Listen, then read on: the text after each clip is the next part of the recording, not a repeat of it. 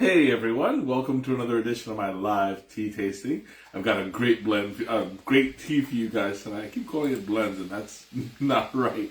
I'm trying to fix it. I'm a work in progress. But I've got a great tea for you guys today and I am seriously excited about this because it's one that I have had before. So I'm going to go ahead and have some more today and review it for you guys. And I know that that's cheating a little bit, but that's okay because I definitely don't mind giving it another shot. So without further ado, I am going to be drinking tonight Black Dragon Pearls, and let me tell you, this stuff is going to be exciting because this stuff I've had it before. The last time I had it was during a tea tasting. Hey Ma, welcome. It was during a tea tasting class at Tilula itself. Hey, Sneha, welcome. And it just left a really huge impression on me, and I wanted to share it with you guys because this is just it quickly became a favorite of mine. So the Black Dragon Pearls is made out of black tea from the Yunnan region of China. And as you can see, this is a really hard tea to miss. They take a few of the leaves, ball it together, excuse me, and let it dry like this. And as it steeps, it opens up quite a bit. So you have a nice big stack of leaves, just like that. They open up pretty well. And as you can see, let's open up one of these. So not only do they unravel, but they also unfurl. These are single large leaves. They are not 2 leaves and a bud, because that'll be very, very difficult to weave together and still keep intact. So they are the single leaves. And they have them all balled up and set out to dry like that. So if we take a look at the liqueur, look at how dark and rich that color is. It's well, from here, it doesn't look like it shows very well on the camera, but from what it looks like on my end, it's a very deep burgundy. It's almost purple, and I just love the way that it looks, and it smells incredible. It's got a nice earthy aroma to it, very deep, very rich, a little bit smoky, very earthy. Oof, that smells, it's so dark, it almost smells like coffee. It has that little bit of nuttiness to the scent. I can't wait any longer. I'm going to go ahead and take my first sip. Here we go.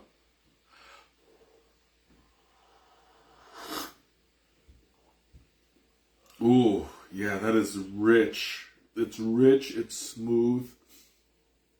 It's very, very breathy. Like you have that deep, dark, nutty taste to it. It's very rich, very, very. It's got a nice smoky flavor to it. Right on the edge when it comes to astringency.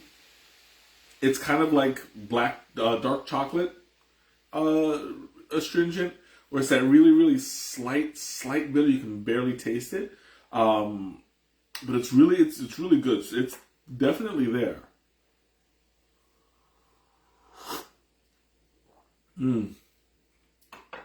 Oh man, this is super smooth. It kind of just sits on your tongue for a moment, and when you swallow and it goes down your throat, you can feel it going down. I'm still kind of tasting it right in this area, like the very, very back of my throat. and I have that smokiness to it. As I breathe out, I can taste it over and over again. Huh? Can we put milk in this? You can put milk in this. Why are you standing there? I'm just standing. Okay, you're better off like typing in your questions so that everybody can see. God. My producer, ladies and gentlemen, and my wife. But this is definitely something that you can put milk in to lighten it. A little bit of milk, a little bit of sugar. This one, it's rivaling the strength of a Lapsang Souchong.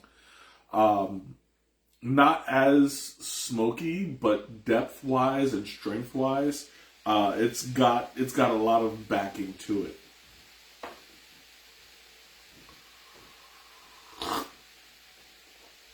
Ooh. It's very rich, almost like a hot cocoa. I can see, like, if you put enough milk and sugar in this, I can see that it can get like a hot chocolate kind of flavor to it. The astringency is starting to creep up. It's not like a bitter, strong astringency. It's still maintaining that smokiness. It's still maintaining a nice level of depth behind the scent. Behind the taste. But the astringency is there. It's creeping up a little by a little at a time.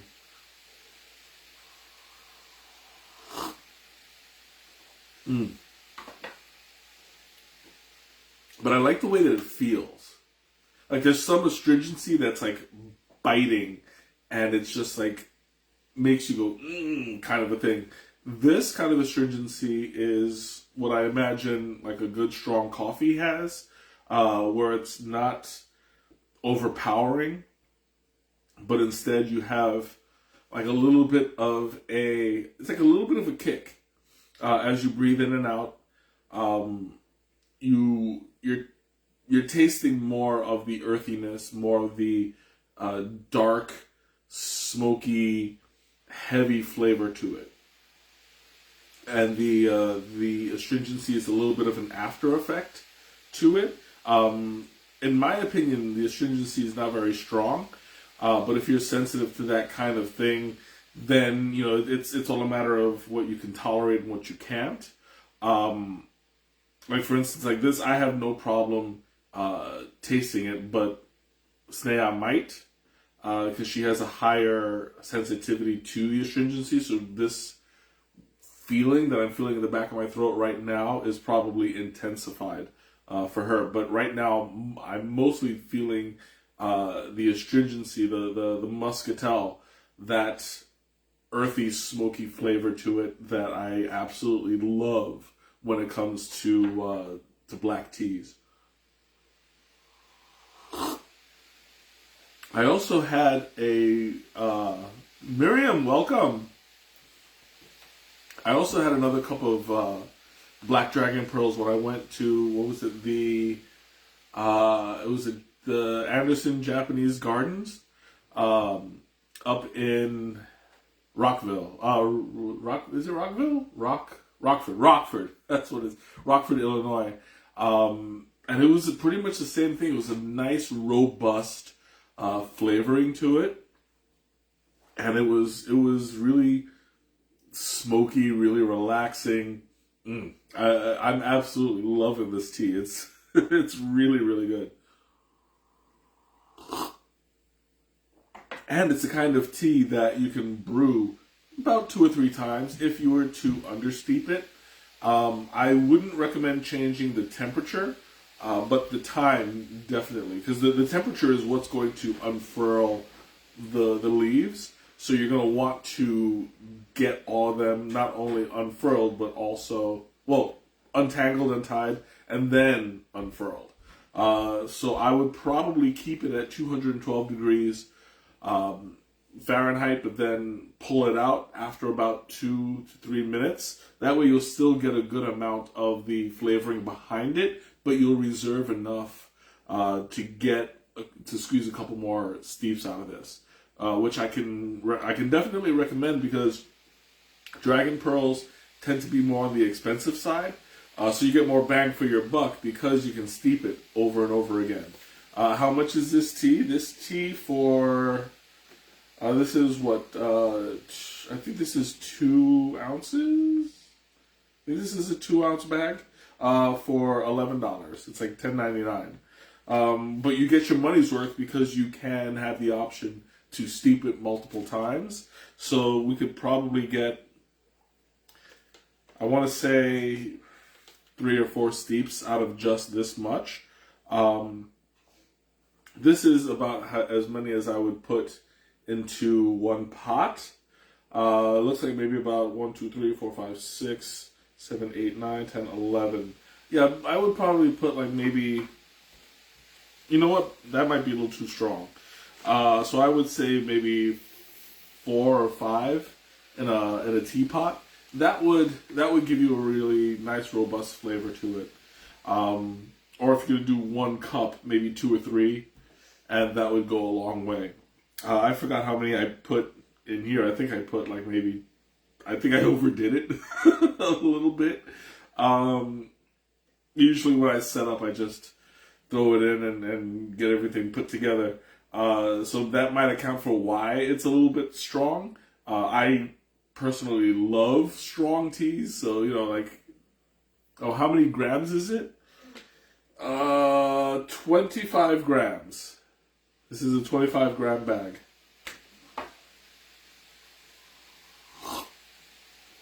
I'm so grateful that they put it on here because I would have never known. I would have never known otherwise. But yeah, you can probably make about 3 or 4 pots of it, and then multiple steeps per pot. So the money goes a long way.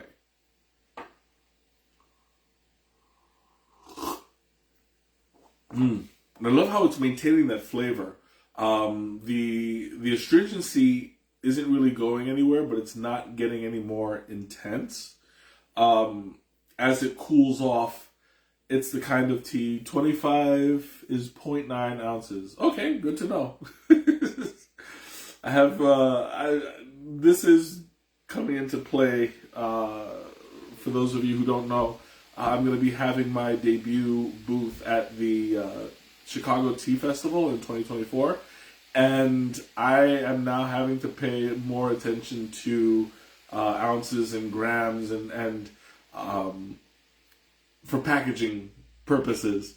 So this is helping me retain some of that knowledge, which I am currently looking into wholesalers, and I'll be sampling a whole bunch of teas for the upcoming months, so that I'll be prepared to have a good amount of tea for my booth, where I'll be hosting and selling tea and selling my book for those of you who who may be in the area and shopping for it. The book it's off to a pretty decent start. I've made several sales and some really good reviews for it, so I'm not complaining there. But yeah, it's all going towards a good cause. Like just getting my my finances prepared to invest into a tea shop, where I can also do. Once I get it off the ground and I'm actually able to perform some of these services. But yeah, this is really like, okay, I'm getting more of a dark chocolate cocoa taste to it. The astringency is starting to kick up a little bit. You know what? Now's a good time to do the Thomas taste. Let's see how that goes.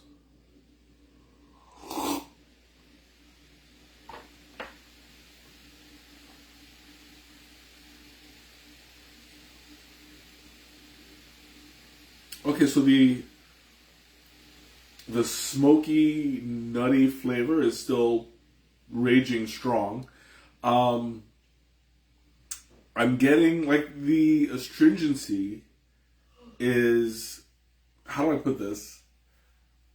It's on again, off again, I guess is a good way to describe it.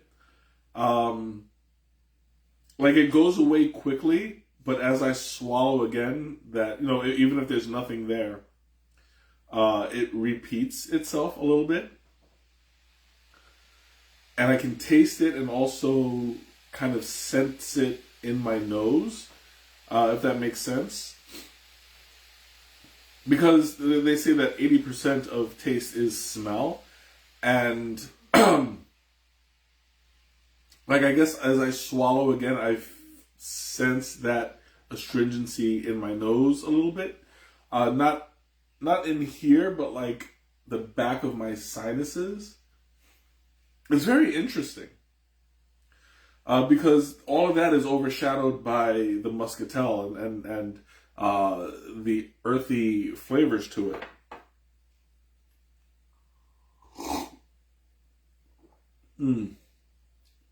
Overall, it's still very smooth. But I think that as it cools, that astringency is coming into play a little bit longer. It's really hard to describe because I only taste it when it repeats itself. And like how when you talk, you just, without thinking, you swallow. And then it's at that point that you are both aware of the astringency and the fact that you swallowed at the same time, kind of a thing. It's a really interesting experience if you think too hard about it. But overall, I mean, this is like a really strong tea, so you're getting that really robust flavor behind it. You can taste and retaste it. Oh, it's so.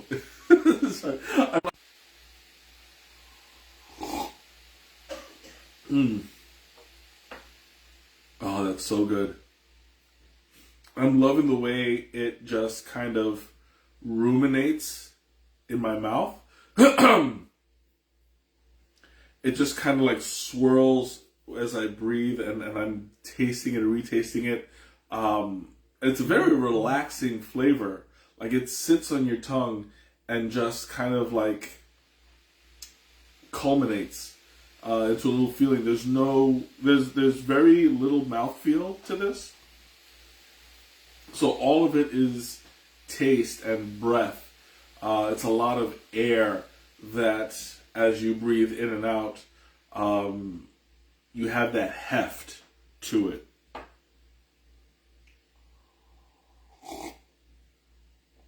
This is the kind of tea that I like to sit there and drink and like occupy myself. Like if I'm working first thing in the morning, it's the kind of tea that will kick you up and really get you on the right path to get your day going. Oh man, this is like, I get excited because I don't normally buy a whole lot of Dragon Pearls, but when I do, I thoroughly enjoy it.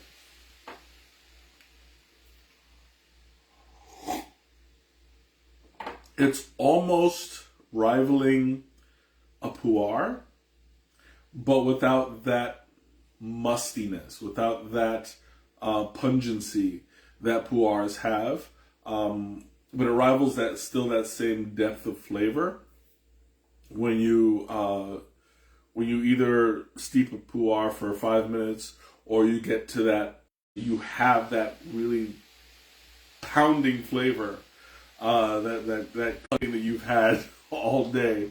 So if you like that kind of a flavor, this is the kind of tea that you'll be wanting to go for. Something that will really like kick you and wake you up and really get you motivated. It's a lot stronger than English breakfast. It's even, I think, in my opinion, stronger than Scottish breakfast, which is like the hardest of the three breakfast teas. This one is definitely like it's up there.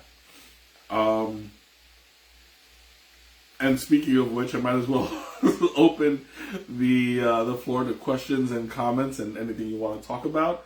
As I always do, I'm going to open up with my sister's favorite question: what would I pair this with? That being said, this is definitely on par with like the breakfast teas. So I would say, like, if you get a nice big home style, Kimberly, welcome. You get a home style breakfast with like pancakes, eggs, bacon, sausage, a fruit cup, anything like that. This whole big giant platter of breakfast food, this would really go very well with that. And speaking of breakfast, I will be making breakfast at Gilda's Club tomorrow morning. If there's anybody in Chicago who loves and just wants to support cancer awareness groups and cancer support groups, Gilda's Club is an incredible place. They do all sorts of activities, and they host a lot of events, all in support of cancer patients and anybody who's been affected by cancer. They are a wonderful group of people, and I love working with them. So I'm going to be volunteering tomorrow, first thing in the morning, making breakfast. This is something that I've been doing for years. We had to stop because of COVID for a little bit, but now we're back. And so they're going to have like events and yoga classes and stuff like that. And, you know, we all get together and warm everybody up with a little bit of breakfast, and then, you know, they're off on their way to doing whatever activities they signed up for. So yeah, this is it's something that I really enjoy doing. I'm very passionate about, and I know that it's a little sidetracked, but as I was mentioning breakfast, I might as well mention them because they are just an incredible organization. I love them dearly.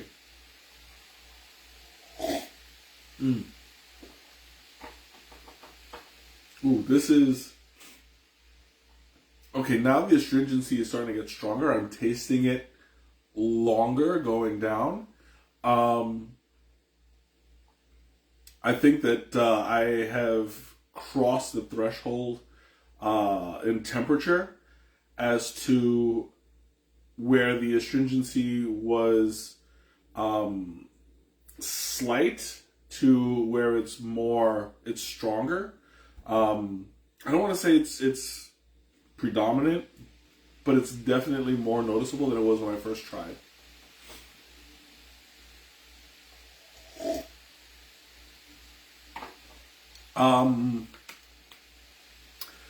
I was just thinking, like, for those of you who ask about iced teas, would I ice this one? Sorry, I've been fighting this cough since New York. If you're wondering about iced teas, I would recommend that if you try this iced, you sugar it very well, because I mean, when it comes to black teas, I usually like it when it's cold. I like it on the sweeter side, so I do tend to put more sugar on it than I would if it was like a fruit blend or a white tea, something that is less strong. The astringency on here, it's becoming very strong as it cools off, so I wouldn't want to translate that excuse me, into an iced tea. I like this one really, really hot. So that being said, it's the kind of tea that I would probably drink in a hurry. Not in a hurry, but, you know, like I wouldn't take a half hour to drink it. that can get a little bit hairy. Right now, this is almost 45 minutes old because, like I said, I start to brew it 15 minutes before I start my stream, and that started the cooling process. So the beginning of that 15 minutes, this would have been gone by now. and I would have left more satisfied as a whole because I drank it while it was still hot, versus while it's cooled down. It's definitely the kind of tea that you want to pay attention to, because this astringency is starting to overtake the flow, the flavor of it. And if you don't like astringency, which a lot of people don't, then you'd either want to drink it in a hurry, or like sweeten it off yourself and not worry so much about getting to it before the end. But as I said before, I have a pretty good tolerance for astringency. So it still suits me, but I want to lay that caveat a little bit out, because I don't want you guys to, like, if you try it on your own, you drink it and say, "Oh, I waited too long. This is the nastiest stuff ever," because that's just not the case. You have to enjoy it in the moment, kind of thing.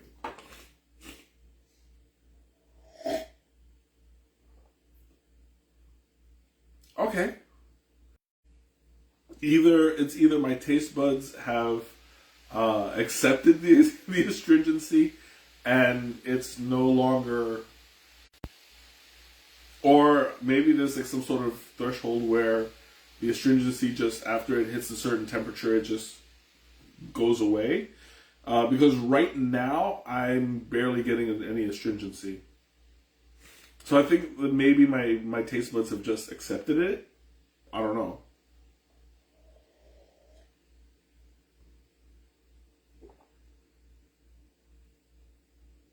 That is really weird.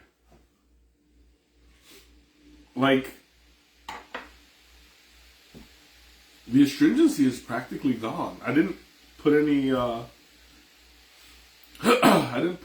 any sugar in it. As you saw, there's no sugar, there's no milk.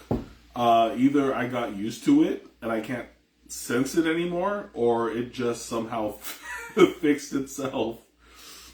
I think there's a glitch in the Matrix. I mean, tea normally doesn't do that. That's really strange. But you know what? I'll take it. Because it's whatever it is that's causing it. It's leaving behind that smokiness. It's leaving behind the muscatel flavoring that really makes me appreciate for what it is in the moment. And I'm not fighting that astringency anymore. So I don't know why it works now, but it's working now. That's hey, I'll take it what I can get, All right, I only have a couple sips left, so last call. Questions, comments, anything you want to talk about? Now's the time.